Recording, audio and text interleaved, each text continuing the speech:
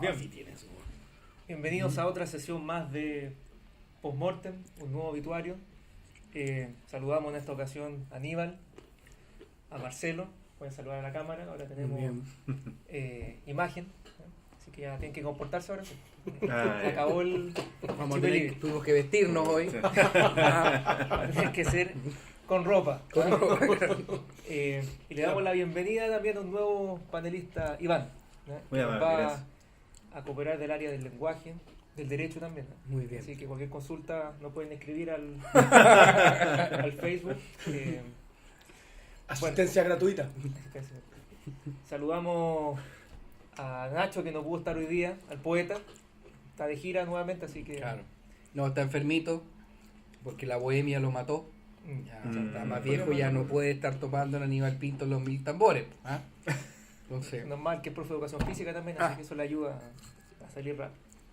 Y a Jorge también un saludo, que está ahí un poquito enfermito también. Bueno, el tema de hoy es las reivindicaciones étnicas. Que ha sido un tema que ha salido harto en la palestra de las noticias, por ejemplo, con lo que ha pasado en Cataluña, en España, el conflicto mapuche acá en Chile, ¿no es cierto? Y en las noticias vi el otro día en el diario que agarró papa hasta Isla Pascua, ¿no? sí, claro. Haciendo como la analogía con lo que pasaba en España. Un poco la pregunta va, ¿no es cierto? ¿Cómo entender este fenómeno en lo que a mi juicio estamos en un mundo cada vez más como globalizado, ¿no? En el cual uno esperaría que vayan desapareciendo paulatinamente como las diferencias, ¿no? Pues quizá a raíz de esto podría ser, ¿no es cierto? Como una especie de añoranza o nostalgia, ¿no es cierto? Ante quizás la pérdida como de la identidad, ¿no? de la diferencia misma. Y en este sentido, bueno, la pregunta es, desde mi punto de vista al menos, ¿estas demandas son meramente emocionales o hay reivindicaciones realmente como sólidas detrás, ¿no es cierto? Ustedes obviamente de la historia también pueden tener a lo mejor unos antecedentes ahí. Algún chamullo. Algún vamos a- chamullo vamos a para aportar cooperar ahí. en eso. Algún dato. No sé cómo lo ven ustedes en ese caso. Ujú.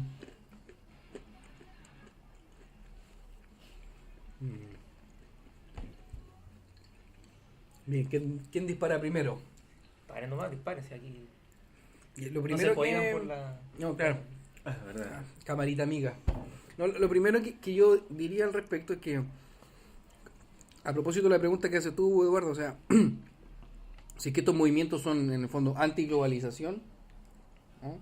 o qué, ¿no? O sea, yo tengo la impresión que lo que estos movimientos, estoy pensando en el caso mapuche, en el caso catalán, el caso obviamente de Rapa Nui que salió hace poco, tengo la impresión que más que un movimiento antiglobalización, que se podrían explicar así, son movimientos que reivindican la nación, ¿sí? La nación contra otros estados nacionales. El caso pascuense, el caso mapuche.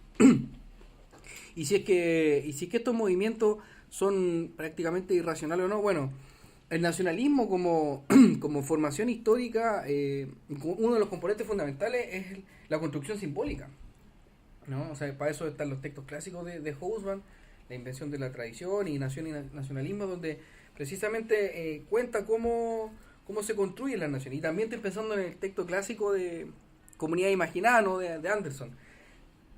Las naciones son comunidades imaginadas en el fondo, entonces el factor simbólico es fundamental.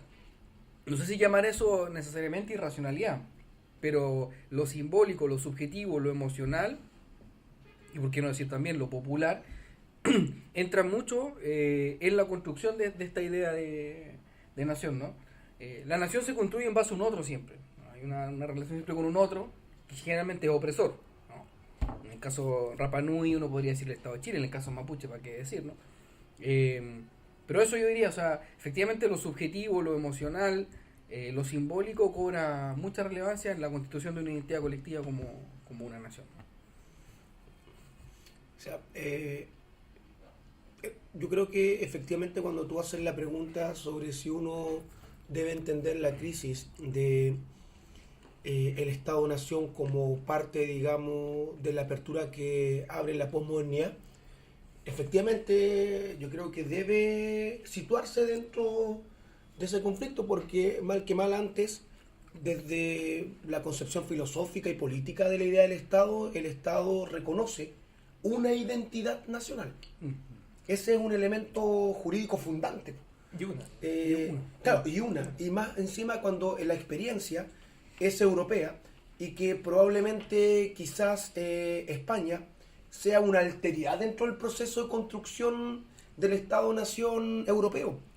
Porque la mayoría, digamos, de los estados europeos se conformaron desde la idea de una identidad nacional hacia la concepción del Estado. La nación dio forma al Estado.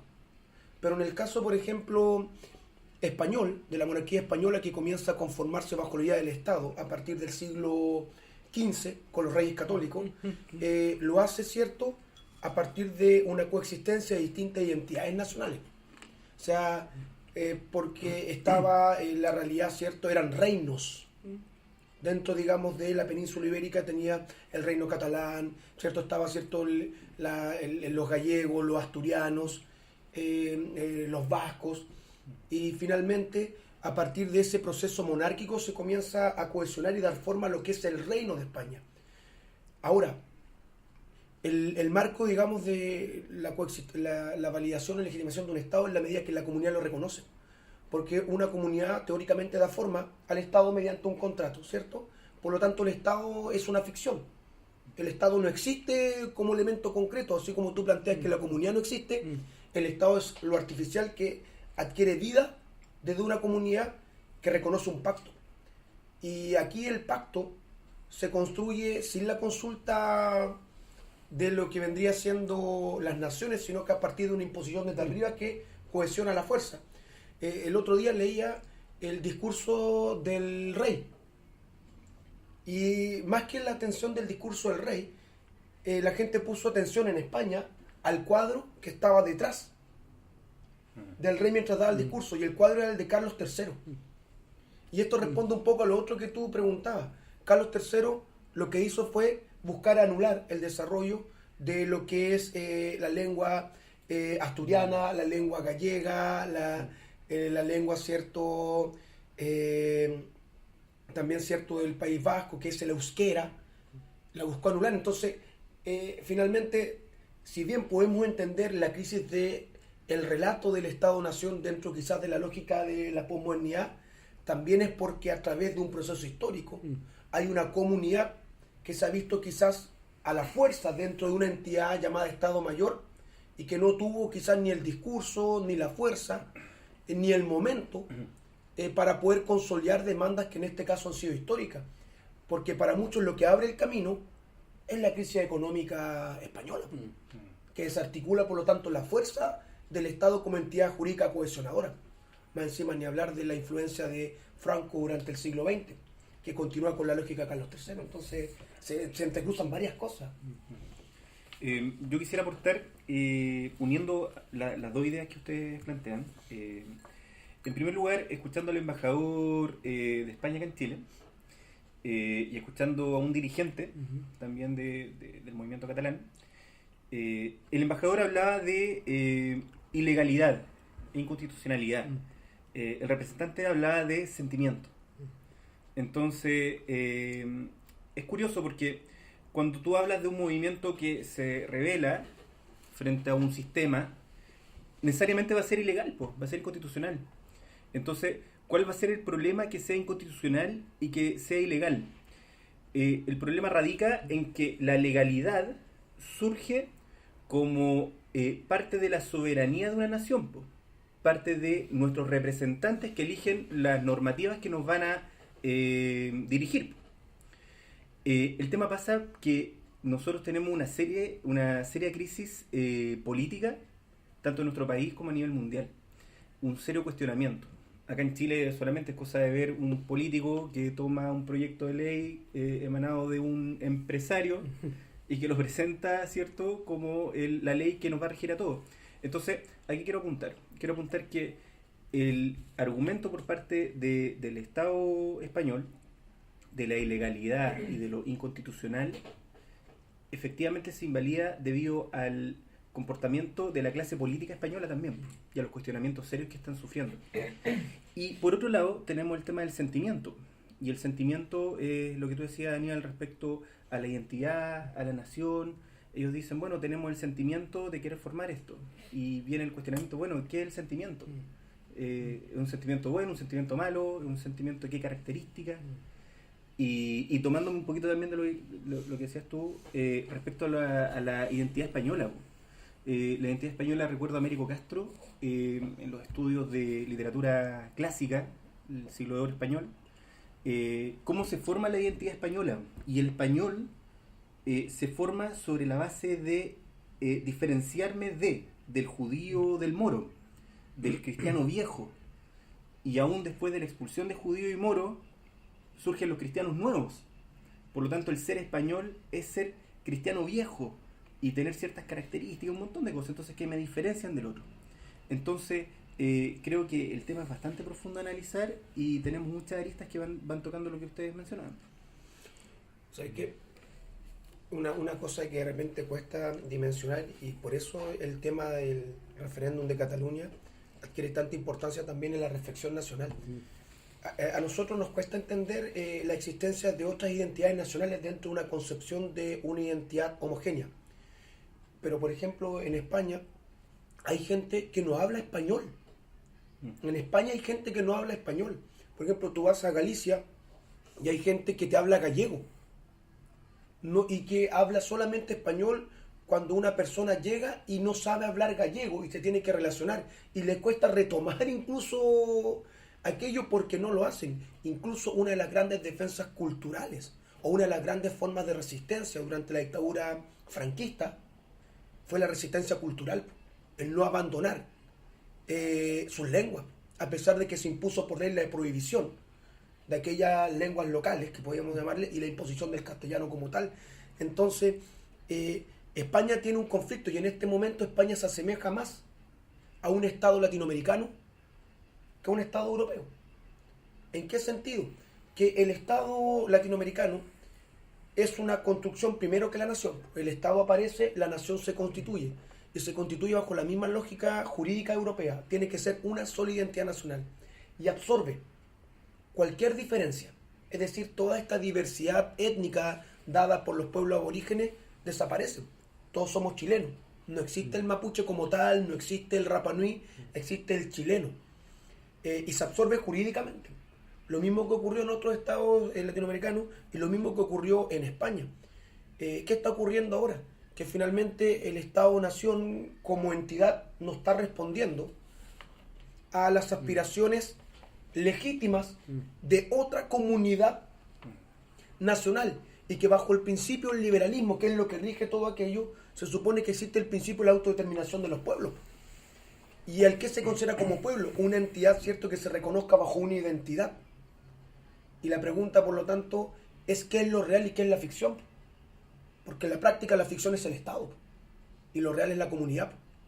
Y finalmente esa comunidad es la que ve limitada sus aspiraciones, a pesar de que el constructo ideológico que da forma a ese Estado que lo limita le reconoce a ellos el poder fundante, porque es el poder soberano. O sea, lo mismo que ocurrió en Italia, lo mismo que ocurrió en Alemania, de una otra manera es lo que está aduciendo Cataluña, y que no es solamente Cataluña. Cataluña lo ha llevado a un nivel más de conflicto legal, incluso asumiendo la ilegalidad y esperando, a partir de este proyecto, establecer, digamos, la declaración de su independencia. Pero son las mismas aspiraciones que existen en el País Vasco, en Galicia. Algunos han negociado mejor, Asturias ha logrado negociar mejor el proceso, pero es complejo, porque es lo que ocurrió en Yugoslavia a comienzos de los 90, pero que devino en una guerra a partir del conflicto de las entidades nacionales. O sea, lo interesante de las naciones en el fondo es que alguien podría decir, siendo un artefacto cultural tan viejo, cuando se pensaba ya superada después del siglo XX, precisamente el conflicto que resurge cuando se cae la Unión Soviética es el conflicto del nacionalismo, ¿no? Siempre yo cuando hacía clase ponía como ejemplo cómo la idea de nación es capaz de nublar la realidad, ¿no? O sea, en el más sentido como ideológico, así. Y siempre le decía a los muchachos, ¿no? O sea, tomen a dos grupos socioeconómicos chilenos, entre comillas, totalmente distintos, ¿no? De un sector alto con una educación privada y colegios de élite, tomen a una persona con una situación socioeconómica baja, con otras características educacionales, y pónganlo frente a frente, y se van a dar cuenta que son dos personas totalmente distintas, ¿no? Pero cuando juega Chile, se sienten chilenos ambos, ¿no? Sentimiento de pertenencia. Y entonces, ¿cómo y a propósito del tema de la, no sé si llama irracionalidad, pero cómo el nacionalismo y la nación es fundamental, la subjetividad y la emocionalidad que ello conlleva, que te permite nublar cualquier ejercicio racional por una pasión, ¿no? Ahí el romanticismo lo explicaba más. Sí, claro. La idea del romanticismo a partir del concepto del sentimiento. Justamente. Yo siento que en general cuando se ha dado este tema, siempre el argumento como para estar en contra de esta independencia, esta autonomía, es como legal, ¿cierto? Como la constitucionalidad que decía Claro. Iván. Pero eso como que en el fondo no llega, resuelve. claro, no llega como a reflexionar sobre el real problema, ¿no? Porque claro, es fácil decir, no, sé que esto no es legal, eso no se puede hacer, y listo. Pero en el fondo hay algo, ¿no? O sea, que puede ser algo emocional, algo simbólico, el tema mismo de la nación, ¿no es cierto? Es una historia, es una cultura, es un ser, podría decir, ¿no? Entonces, hay países que lo han resuelto, sí, o por lo menos han avanzado en tratar de resolverlo, ¿no? Canadá, por ejemplo, Nueva Zelanda. son países que han avanzado en algo, o el mismo caso Bolivia, Bolivia, ¿por qué con no la idea del decirlo? Estado plurinacional. Claro, ¿por qué no decirlo, no? Incluso yo he escuchado voces que plantean que el error de Cataluña es buscar decretar la independencia, porque ahí quizás lo que debiese avanzarse es poner fin a la monarquía, modificar la constitución franquista, que en la práctica tiene el mismo conflicto nuestro, que es una constitución que deriva de... Recauchada. Claro, es un artefacto más, ¿cierto?, que establece continuaciones, y algunos quizás apelar al desarrollo de un federalismo. Pero el tema, ¿cierto?, es que yo creo que la misma Generalitat, ¿cierto?, que ha adquirido un nombre como ahora, que sea como generalizado, ¿cierto?, que habla, digamos, del gobierno autónomo catalán, yo no creo que vea viable decretar la independencia. A veces los actos no son los que nosotros pretendemos mostrar, sino que es lo que subyace dentro del acto. Acá yo creo que es una forma de establecer una presión al gobierno español para sentarse a dialogar apertura. Porque la otra vez leía en un periódico que este deseo independentista ya estaba presente hace 5 años. Y que el conflicto tiene que ver con la Constitución y lo limitado que dan los espacios para estas entidades nacionales dentro de la nación. Y que ese referéndum se había limitado a partir de la promesa de un diálogo y una apertura. Y se bajó. Pero apertura que no vino. Apertura que no vino. Incluso más, ahora la salida que está pidiendo, a pesar de que sigue diciendo la independencia, es una mediación. Ahora la Generalitat con el presidente Puigdemont, ¿cierto?, está pidiendo una mediación. Incluso está tratando de lograr que la iglesia catalana, dentro de Cataluña, sea, digamos, un mediador con el gobierno. Pero mira qué interesante, nuevamente la iglesia como un mediador. ¿Sí? Es que en España tiene un... Universidad, Eso nos demuestra que el tema de la independencia es una aspiración, pero tampoco probablemente la ven como una realidad. Y la pregunta es cómo utilizar esta presión del referéndum para lograr espacios de libertad que pueda satisfacer un poco la aspiración histórica de la comunidad. O sea, lo más impresionante de la noticia era ver personas de 70 años votando y que decían que lo habían esperado toda su vida. Eso nos demuestra que no es un conflicto actual.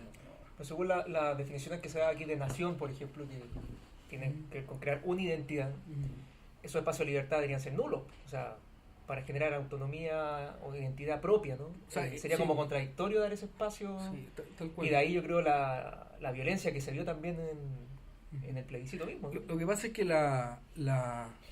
hablando más del caso chileno, voy a poner como un ejemplo más conocido por todos, en el caso acá, claro, según una tesis conservadora, pero que no deja de tener sentido, que la de Mario Góngora es el Estado el que crea la nación. ¿Y eso qué implicó en el fondo? Implicó invisibilizar, borrar, eliminar, ¿no es cierto?, todo el resto de culturas o entidades locales para crear la cultura chilena, ¿no? La chilenidad. Escudo, símbolo, himno, patria, historia común, etcétera, etcétera, ¿no?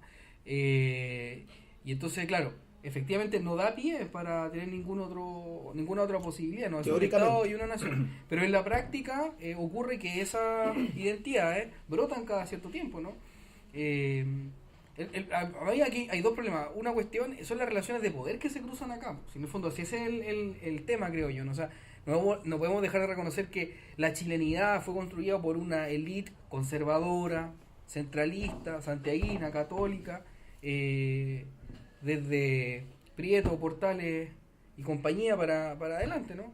Y en el caso mapuche, en el fondo lo que ellos están haciendo es enfrentar toda una tradición y una cultura chilenocéntrica, ¿no?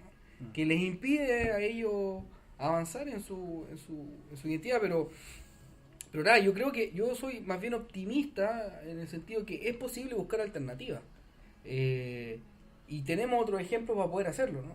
Es posible buscar otra alternativa al respecto. De hecho, el otro día, a propósito de la entrevista que hizo el Fernando Pairicán, un historiador mapuche, joven, a quien aprovechamos de mandarle un saludo al Feña, ahí está, claro.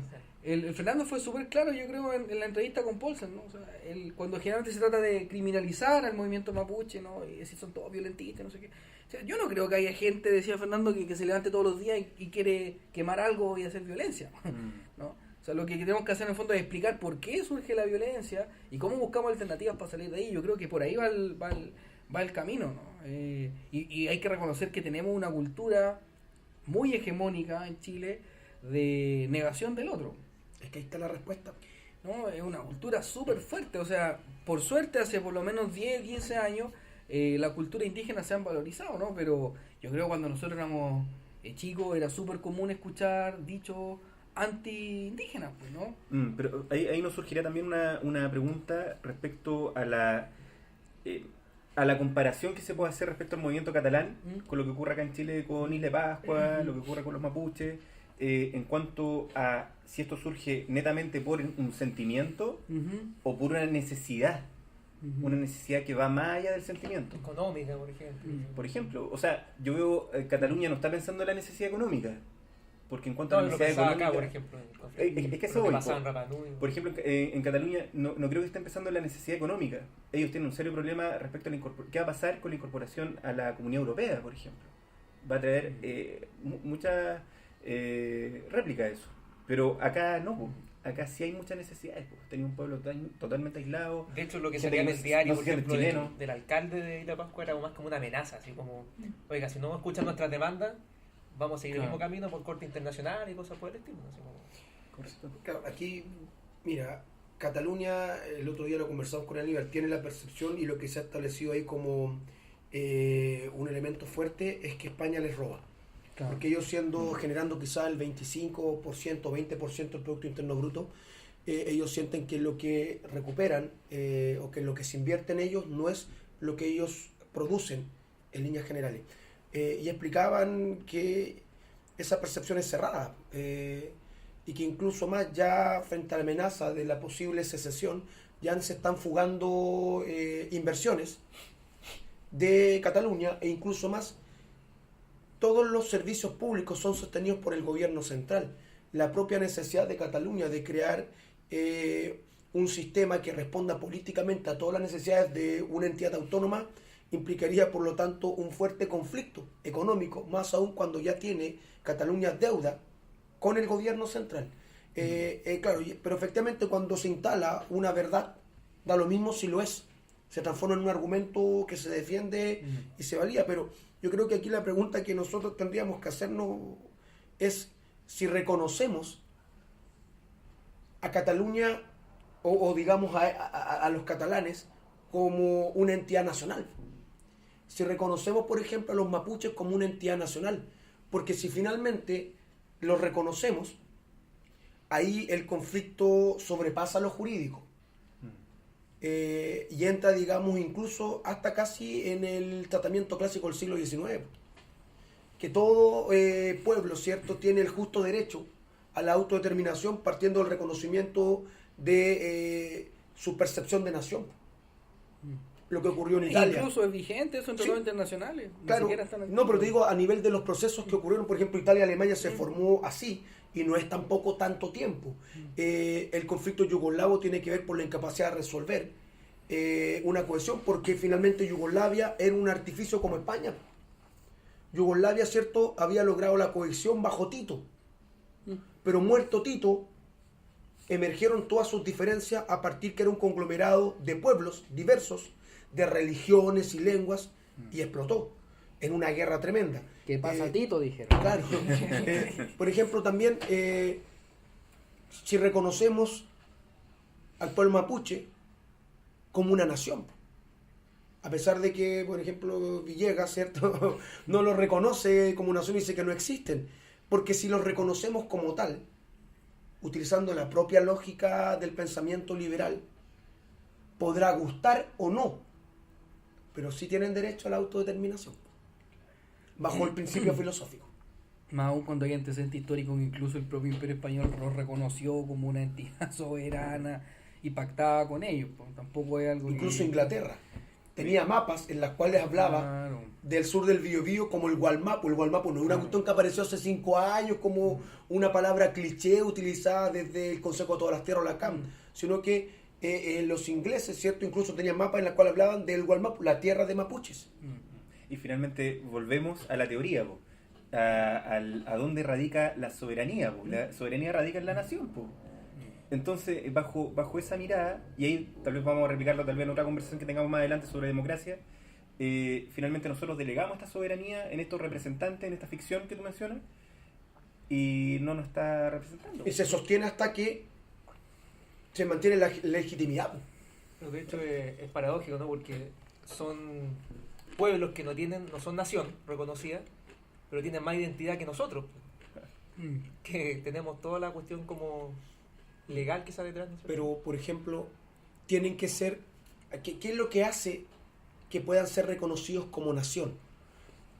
Los judíos eran un pueblo, una nación, no eran un estado, porque no tenían un asentamiento territorial, jurídico, pero todo el mundo los reconocía como nación, a pesar de que estaban en la diáspora, pues ya estaban repartidos por todos lados. Finalmente, el concepto, el tema del holocausto permite un acuerdo internacional, un acuerdo político Pues digo, son para la relaciones creación del modernas. Estado. Y ahí, en Aníbal también, y tú también lo planteabas, este tema no puede ser resuelto jurídicamente. O solo jurídicamente. Claro, porque jurídicamente no hay espacio al diálogo. Sí, claro. No hay espacio al diálogo porque bajo ese marco lo que están haciendo los catalanes, y ellos mismos lo tienen claro, es una ilegalidad. Y en ese marco no se puede dar respuesta o permitir el desarrollo de una ilegalidad, a pesar de que es totalmente legítimo. Ahí entramos en el conflicto de lo legítimo y lo legal. Por lo tanto, si no puede ser resuelto jurídicamente, la única forma de ser resuelto es políticamente. Es políticamente, aunque no guste.